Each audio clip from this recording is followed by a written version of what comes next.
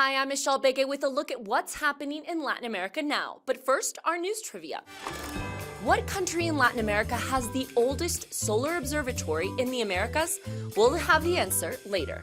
For Latin American inmates, just being behind bars can be a death sentence. This past week, Ecuador went through its second deadliest prison riot in the last year. So far, 27 inmates were killed in the riots that occurred in 2 jails last week.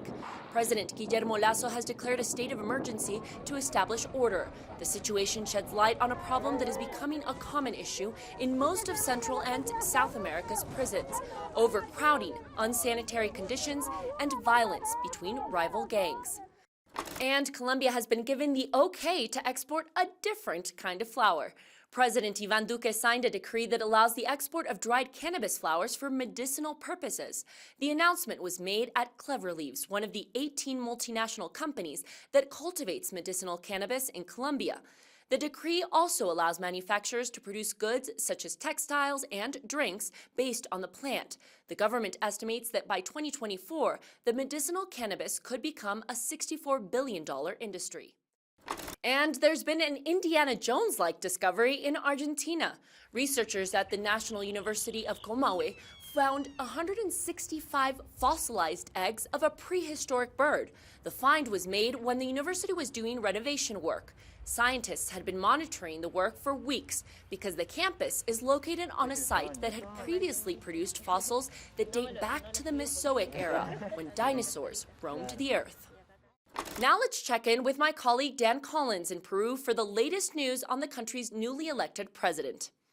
Michelle, Pedro Castillo, a teacher and trade union leader, is the new president of Peru. The son of peasant farmers who never learnt to read or write, Castillo inspires hope for some Peruvians and fear in others. His socialist ideas stirred fears, fanned by fake news that he would upend Peru's free market economy. His right-wing opponent, Keiko Fujimori, alleged fraud and called for votes to be recounted. It took a month and a half for an electoral tribunal to discount fraud and announce Castillo the winner, albeit by a very narrow margin. For many Peruvians on the bicentenary of Peru's independence, his presidency is symbolic. His rapid rise channeled anger at the political elite amid rising poverty and inequality caused by the pandemic. But without a majority in Congress, he will face huge challenges to govern a divided country. Okay, now let's look at what stories we're following for next week. First, a favela in Brazil will be the center of a COVID vaccination study.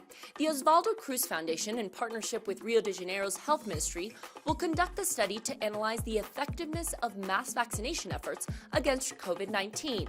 The idea is to vaccinate the entire adult population of the largest group of favelas in Rio de Janeiro, called Complexo de Maré. They will be given the first dose of the AstraZeneca vaccine between July 29th and August 1st. And second, El Salvador's Attorney General has issued an arrest warrant for former leftist President Sanchez Seren on charges of embezzling state funds.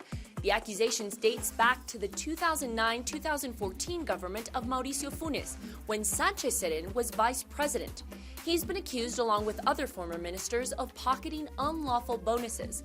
The announcements were made at the time several other ex-ministers still living in the country were arrested. The former president, Sanchez Seren, lives abroad. And third, the world will be watching Mexican gymnast Alexa Moreno, who will be competing on August 1st in the women's vault category in the Tokyo Olympics. In her first Olympics back in 2016, Moreno was bullied in social media by people who didn't think her body fit the gymnast stereotype. But Moreno has shown elegance in not letting the critics get to her. She's also made history by being the first Mexican woman to claim a world championship medal back in 2018. And now the answer to the news trivia. It was A. The Chanquillo is the America's oldest solar observatory. Located in Peru, it was built more than 2,300 years ago. The complex is formed by a temple with a plaza and 13 cut stone towers, which are located between two observatory platforms. It allowed people to observe the rising and setting arc of the sun and better forecast seasonal events. But the Chanquillo's archaeological evidence also suggests that another sun worship culture existed in the Andean region, 2,000 years before the better-known Inca Empire sun cult. And that's it for this week. We'll see you again soon on Latin America Now.